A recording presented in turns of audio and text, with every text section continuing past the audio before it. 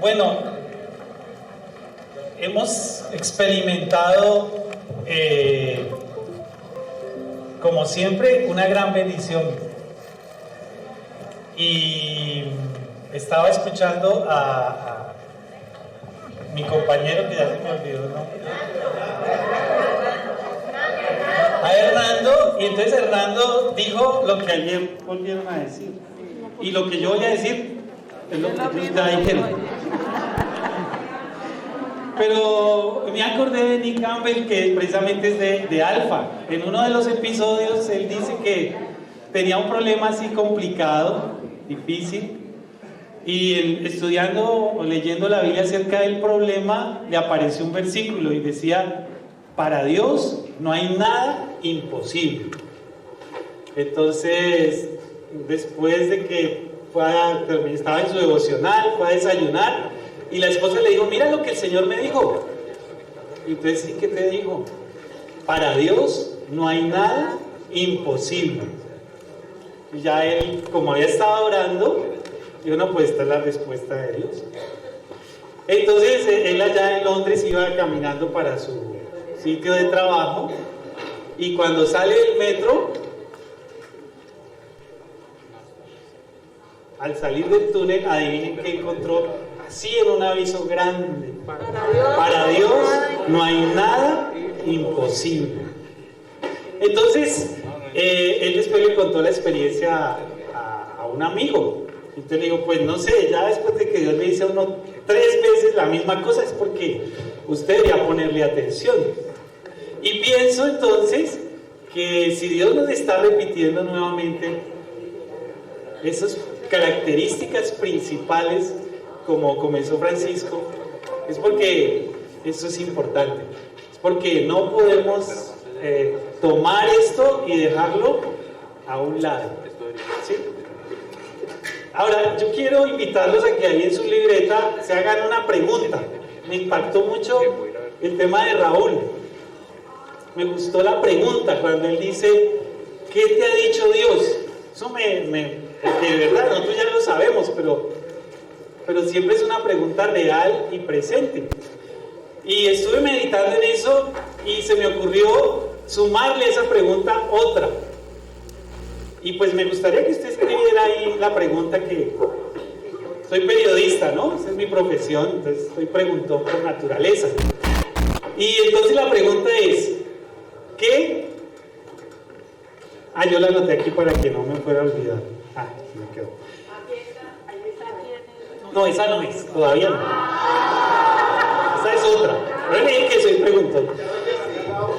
Sí, la pregunta es esta: ¿qué te ha dicho Dios de lo que ya te dijo? ¿Qué te ha dicho Dios de lo que ya te dijo? Y quiero decir esto es porque necesitamos contextualizar. A menudo cuando nos dicen ¿qué nos ha dicho Dios? No necesariamente todo lo que pensamos que nos dice Dios viene de Dios. Por eso necesitamos irnos a nuestro manual de vida, que es la palabra de Dios. ¿Qué me ha dicho Dios de lo que ya me dijo? Y hay muchas cosas que ya el Señor nos ha dicho, y tenemos que responder esa pregunta. Tenemos un llamado, tenemos una visión, y ya Dios nos ha hablado.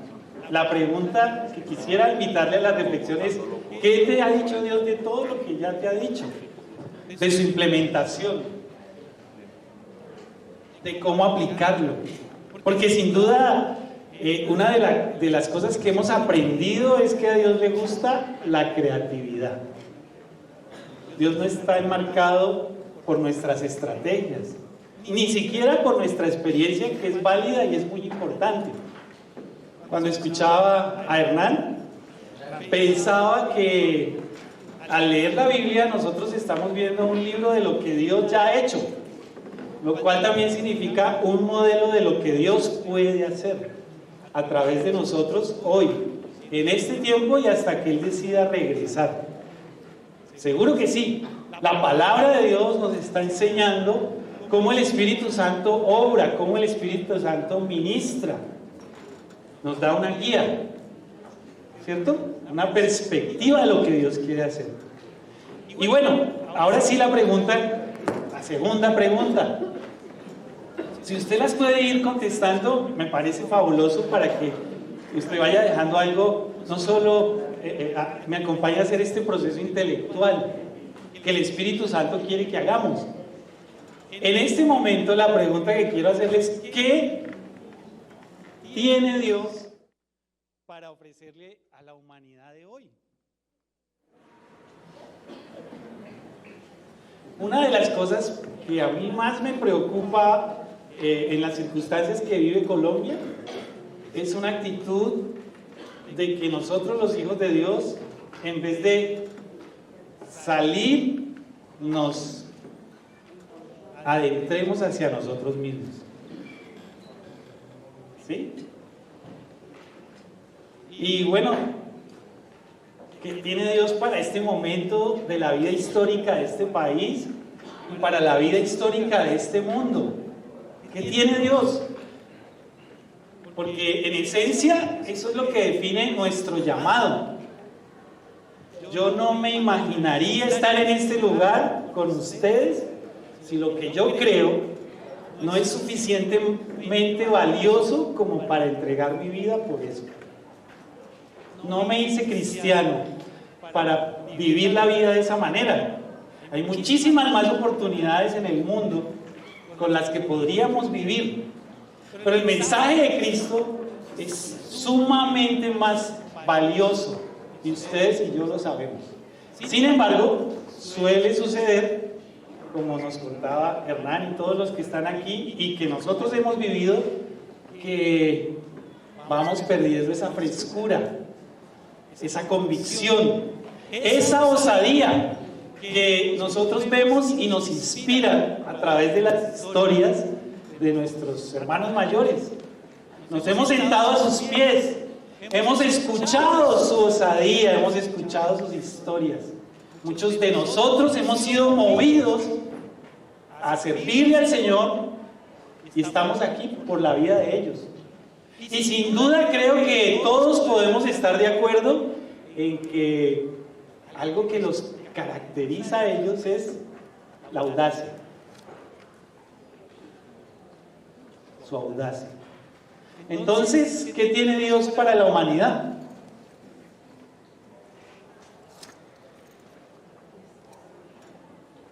Aquel que es la palabra se hizo hombre y vivió entre nosotros. Y hemos visto su gloria, la gloria que recibió del Padre, por ser su Hijo único, abundante en amor y verdad.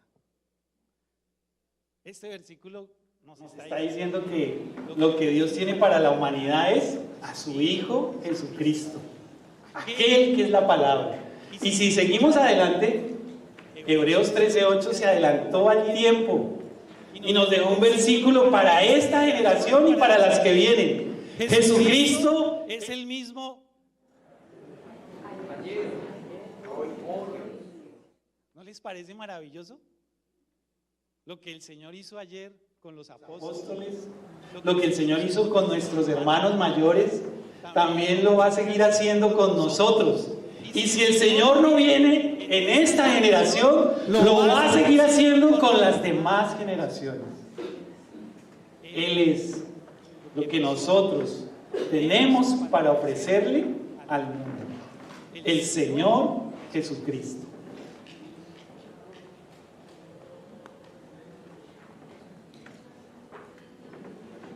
Me tapó la vista. Dale. Sí, y esto tiene que ver con la predicación. La predicación constante es la respuesta de la iglesia en tiempos de crisis. Esa es la respuesta. Dale, Jessy. Miren lo que dice, quiero recordarles, este es un pasaje maravilloso, como Pablo lo coloca, dice: en su sabiduría Dios dispuso que el mundo jamás lo encontrara por medio de la inteligencia humana y determinó salvar precisamente a los que creen por medio de la locura de la predicación. Hoy tenemos que tener cuidado. Tenemos muchas herramientas, todas son fabulosas. Nos acercan a las conexiones de las relaciones humanas. Todos estamos de acuerdo que hoy es más difícil ir y tocar una puerta, ¿cierto? Como íbamos. Hoy es más sencillo en términos de la tecnología. Pero ojo con esto, esas herramientas no salvan. Salva el mensaje. Salva que las personas sean expuestas al mensaje de Jesucristo. Dios lo dispuso así. El Señor lo dispuso así.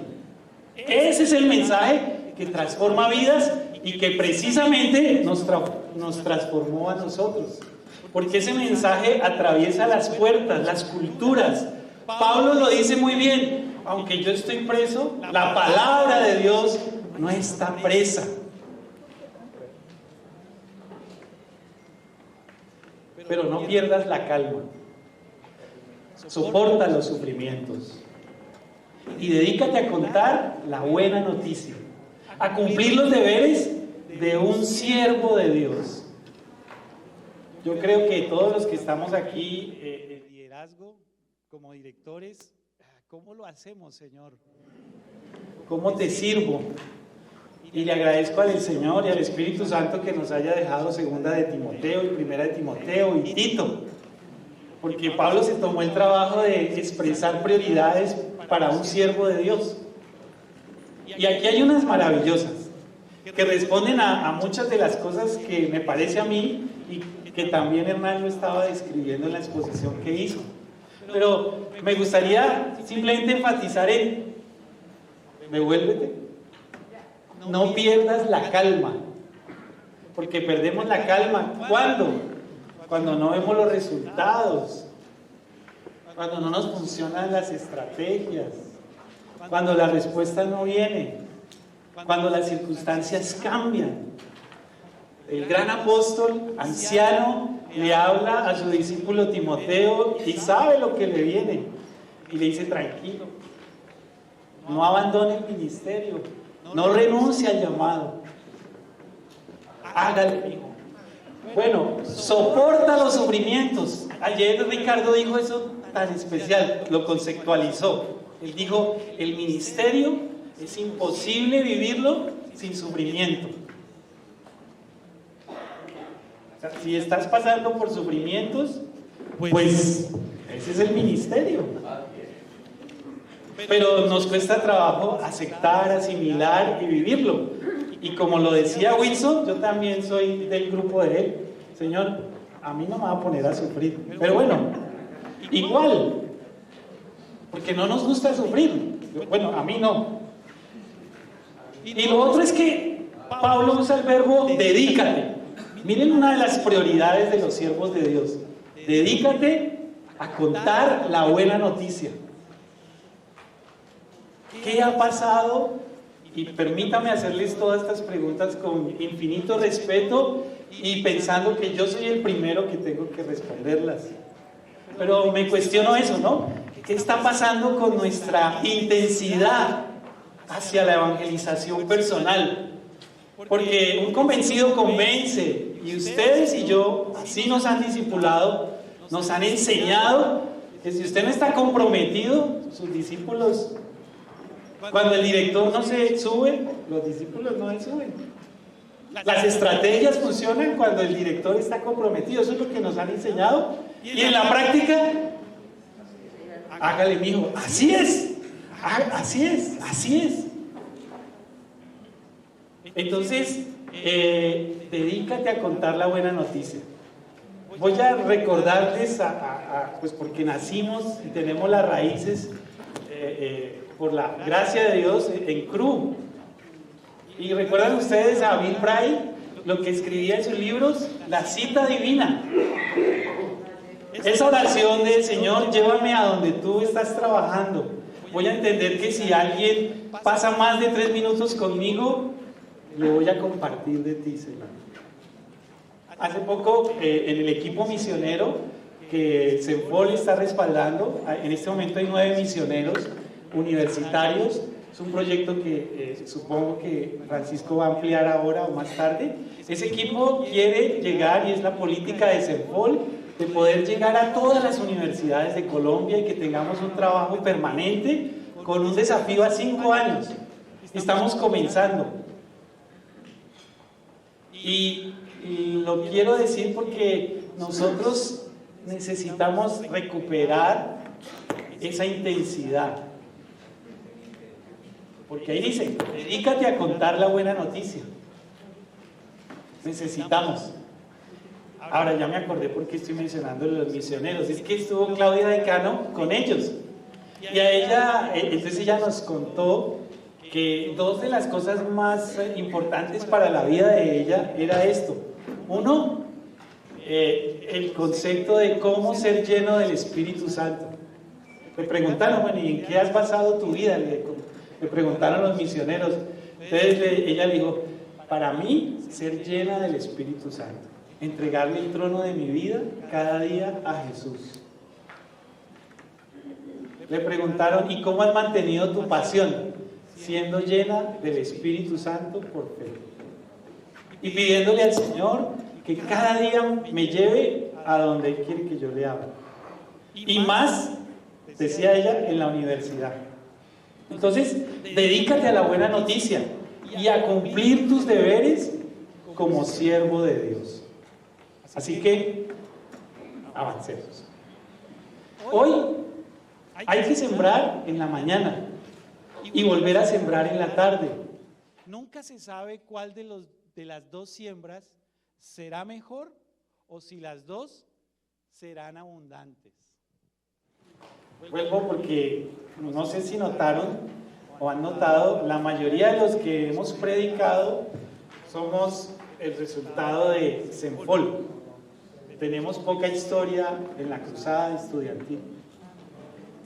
Y en el CCBN, una de las cosas que nos enseñaron es siempre abundantemente.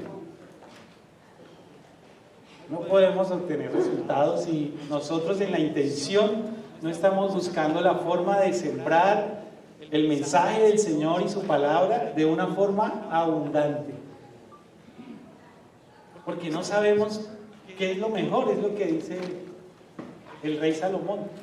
De pronto en la noche, de pronto en la mañana.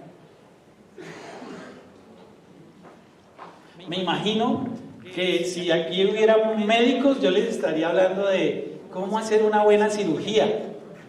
Pero aquí no somos médicos, aquí somos ganadores de almas. Por lo tanto, nosotros necesitamos especializarnos en cómo ganar las almas. Adelante. ¿Por qué entonces la predicación constante es la acción de la iglesia en tiempos de crisis? Varios versículos. Adelante. Primero porque es el ejemplo del Señor Jesucristo, y quise colocar allí nuestro jefe. El Señor Jesucristo como jefe y modelo de vida hizo lo mismo. ¿Qué hizo él en tiempo de crisis? Ustedes conocen la historia. Juan el Bautista es llevado preso y cuando él se entera, entonces hizo algo. Se levantó. Fruto de esa crisis, Juan era el que estaba llevando el movimiento espiritual de renovación a Israel, ¿cierto? Por ese movimiento espiritual estaba preso, y entonces se levanta Juan, lo llevan preso, y el Señor, al oír la noticia de la crisis, entonces Jesús comenzó a predicar y a decir: arrepentidos, porque el reino de los cielos se ha acercado. Por eso, ¿por qué la predicación constante es la respuesta de la iglesia al tiempo de crisis? Porque eso es lo que hizo Jesucristo. Jesús hizo eso. Dale. Sí. Por otro lado, tenemos el mandato constante del Señor para su iglesia y para esta encomienda. Repito, el mandato constante del Señor para su iglesia. Punto. Y para esta encomienda nos fue dado su Espíritu. Mateo 28, que es la esencia de lo que somos como ministerio, nos fue dado para eso, para predicar, para enseñar. Ustedes saben que los 4 evangelios todos hablan de ese mandato, es lo que nos da significado. Pero además de eso, Hechos 1:8, ¿recuerdan? Pero recibiréis poder para que seáis testigos en todo lugar. Por tal razón, la predicación constante es la respuesta de Dios para la crisis. Es la respuesta de la iglesia a la crisis en que estamos viviendo. Solo a través de la comunicación del mensaje de Jesucristo, las personas podemos llegar a experimentar el nuevo nacimiento y convertirnos en las personas que Dios quiere que sean. Ustedes y yo sabemos que a menos que el Señor le dé nacimiento a alguien espiritual, se puede, ¿cómo es que dice? Aunque la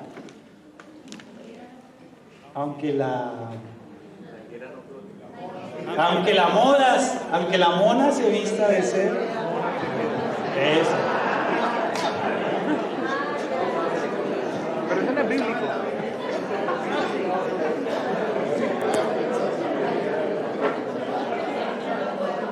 Muy bien. Eso significa que pudiéramos tener el presidente que sea o la constitución que sea, pero para nosotros significa, que es lo importante, que solo Cristo hace una persona nueva.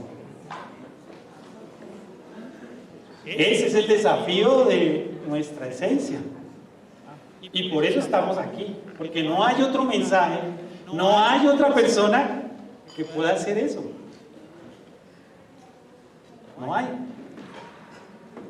Pero la pregunta ¿es su convicción? ¿Es su esperanza? ¿Es su realidad? Porque debemos estar convencidos.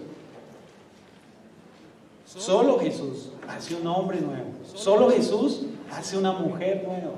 Y eso solo se logra cuando a uno le presentan el mensaje de Jesucristo. Que se lo presentan de a cucharadita o empacado, pero que tenga el mensaje. Sin el mensaje y sin recibirlo y sin aceptarlo y sin rendirse a la palabra de Dios, no pueden haber dos cosas fundamentales: arrepentimiento y transformación. ¿Cómo van a creer si no hay quien les hable? Sin el mensaje, nadie va a creer. Y sin ese mensaje, que es la palabra determinante en el Nuevo Testamento, ustedes saben, creer significa 3 cosas: recibir, aceptar y rendirse. Cuando leemos creer en el Nuevo Testamento, estamos hablando de un abrazo total de la fe, que nosotros ya aprendimos que es un proceso en el que vamos descubriendo, como le pasó a Hernán. Solo después de un año se dio cuenta que era el pastor. Así pasa y lo sabemos. Pero es así, esa es mi convicción. Sin el mensaje, sin recibirlo, sin aceptarlo y sin rendirse, no va a haber transformación, no va a haber arrepentimiento. Miren ustedes cómo lo expresa Pedro esta idea. Pedro dice, obedeciendo la verdad, se han purificado y pueden amar sinceramente a sus hermanos. Ámense los unos a los otros de todo corazón, pues ustedes nacieron de nuevo, no por medio de padres mortales, ojo, sino por medio del mensaje vivo y eterno de Dios. Porque está escrito, los seres humanos son como la hierba, toda su gloria es como una flor silvestre. La hierba se seca y la flor se cae, pero la palabra del Señor vivirá para siempre. Esta palabra es la buena noticia que se les ha anunciado a ustedes. lo que Pablo está diciendo. Pedro, Pablo, todo. Y aquí también. Entonces, ¿cuál es ese mensaje tan poderoso? Porque es eso, si a mí me presentan esto, yo lo compro. ¿Cuál es? Hermanos, ahora quiero que recuerden la buena noticia. La buena noticia de salvación está escribiendo el apóstol Pablo, que les anuncié. ¿Han aceptado ese mensaje? Y están firmes en él. Es el mensaje que los salva si siguen creyendo en lo que les anuncié. Si no, habrán creído en vano. Sigamos. Este es nuestro mensaje. Les he comunicado el mensaje que recibí, del cual les he dicho lo más importante, que Cristo murió por nuestros pecados, tal como dicen las Escrituras, que fue enterrado y al tercer día resucitó, como dicen las Escrituras, y que se apareció a Pedro y luego a los 12, después se apareció a más de 500 hermanos al mismo tiempo. Ese es el mensaje, sencillo, corto, y que tiene que bañar cualquier estrategia que nosotros, que este mensaje poderoso, eterno y transformador, que nos ha cambiado a nosotros. Me gustaba lo que decía Hernán, de que necesitamos estudiar la palabra de Dios, sobre todo nosotros, que somos siervos de Dios.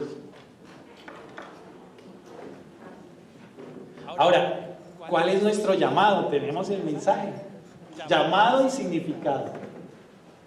Pedro lo escribe. Pedro vivía con los apóstoles en el contexto histórico de que el Imperio Romano no lo elegían por democracia, ¿no? Era un imperio. No vivían lo que vivimos nosotros. Los perseguían. Eran despojados de sus bienes, ya nos lo contaron. Entonces, Pedro le dice a esa comunidad cristiana, que de hecho es el mensaje para todos los cristianos, dice: pero ustedes son un pueblo elegido por Dios, sacerdotes al servicio del Rey, una nación santa y un pueblo que pertenece a Dios. Él los eligió para que anuncien las poderosas obras de aquel que los llamó a salir de la oscuridad para entrar en su luz maravillosa. Y miren lo que dice. Antes ustedes no eran ni siquiera un pueblo, pero ahora son el pueblo de Dios. Ustedes no habían recibido compasión, pero ahora han recibido la compasión de Dios. El mensaje, nuestro llamado. Y vean lo que el Espíritu Santo dijo antes de que Pedro y el Señor hubieran vivido. Isaías, el Señor dice: ustedes son mis testigos y el siervo que yo elegí. Me llama la atención, noten, ustedes son mis testigos, pero luego lo vuelve singular, la iglesia, el siervo que yo elegí. Por eso me conocen, creen en mí y entienden que yo soy el único Dios que existe. Antes de mí no hubo ningún Dios y después de mí no habrá otro. Solo yo soy el Señor, dice él. Y no hay otro Salvador aparte de mí. Lo prometí y lo salvé y yo lo di a conocer. Está leyendo Jesucristo. Digamos. Fui yo, dice el Señor, y no ningún otro Dios extranjero entre ustedes. Ustedes son mis testigos, dice el Señor. Yo soy Dios y siempre seré Dios. Nadie puede librarse de mi poder, dice el Señor. Lo que yo hago, ¿quién puede deshacerlo? Si no vivimos eso, no tenemos significado. los llamados de mi nombre, para gloria mía, los creé, dice el Señor. Y Francisco nos compartió el versículo que, a propósito, quiero decir que dentro de todo lo que el Espíritu Santo nos va colocando, pienso que un llamado que el Señor nos está haciendo, por lo menos a mí, es: vamos a leer Hechos, vamos a ver qué el Señor hacía para fortalecer lo que el Espíritu Santo nos está diciendo. Mientras tanto, los creyentes que fueron dispersados durante la persecución que hubo después de la muerte de Esteban, viajaron tan lejos como Fenicia, Chipre y Antioquía de Siria. Predicaban la palabra de Dios, pero solo a judíos. Sin embargo, algunos de los creyentes que fueron a Antioquía desde Chipre y Cirene les comenzaron a predicar a los gentiles acerca del Señor Jesús. El poder del Señor estaba con ellos, y un gran número de estos gentiles creyó y se convirtió al Señor. Bueno, yo lo que siento que ese pasaje dice, además de todo lo demás, como una experiencia personal, es que está imaginando cuando salen estos cristianos judíos de Jerusalén.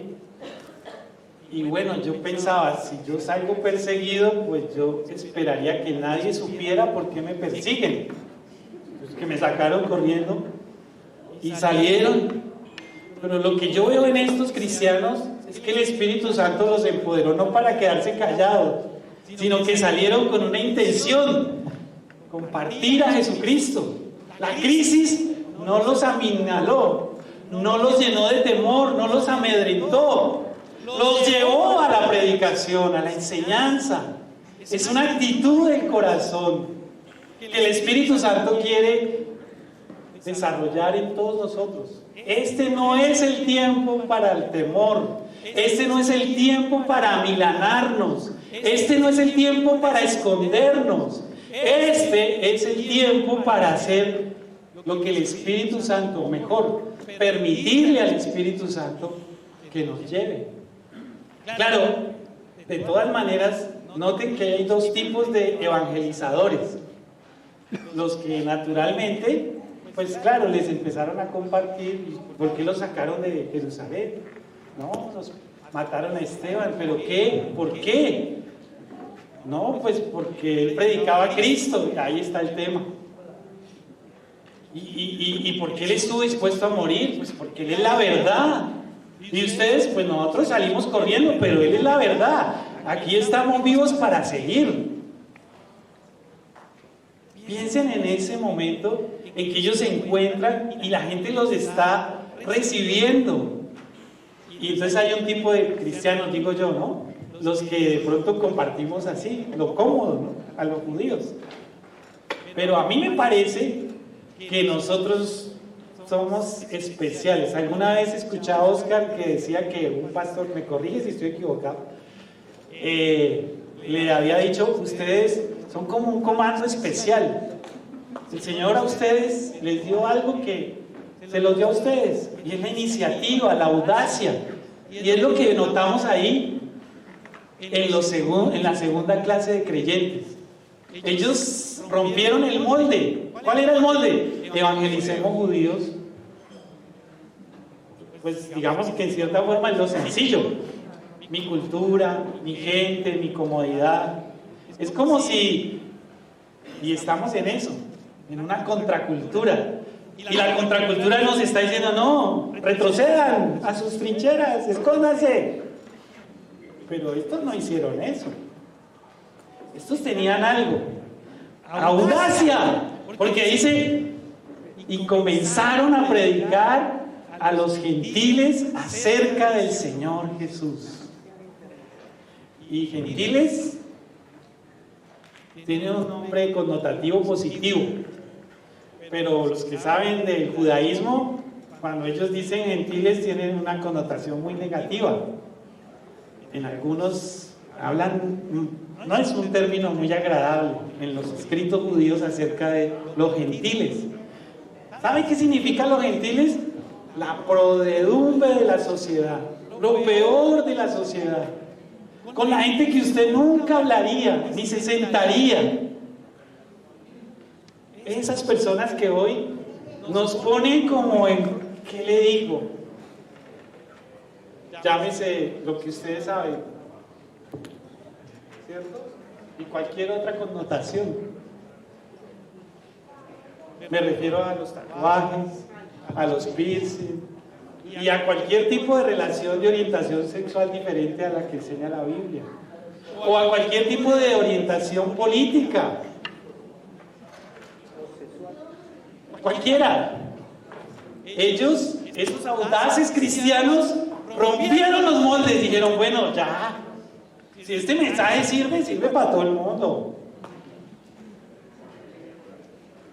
Pues sirvió para nosotros, ¿cómo no va a servir para los demás? ¿O no? ¿O acaso nosotros no estábamos muertos en nuestros delitos y pecados? ¿Acaso nosotros no fuimos sacados del fango, no? ¿O es que el Señor tiene otra Biblia para ellos y para nosotros hay una nueva? Por cuanto todos pecaron y están destituidos de la gloria de Dios. No hay justo. Ellos lo entendieron. La respuesta de Dios para la crisis es su Hijo, a través de su iglesia.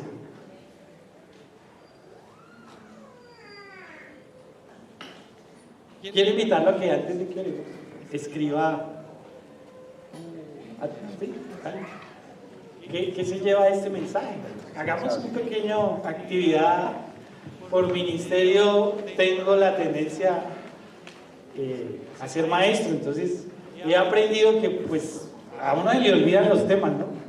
Pero hay momentos en que hay que escribir y quiero invitarle a que escriba. ¿Qué aprendió? ¿Qué se lleva? Como dice un gran amigo mío, ¿qué se lleva de este mensaje? Le voy a dar 2 minuticos mientras la música, nuestros hermanos, ¿qué se lleva? ¿Qué se lleva de este mensaje? ¿Qué le está hablando el Espíritu Santo? Pídale, Señor.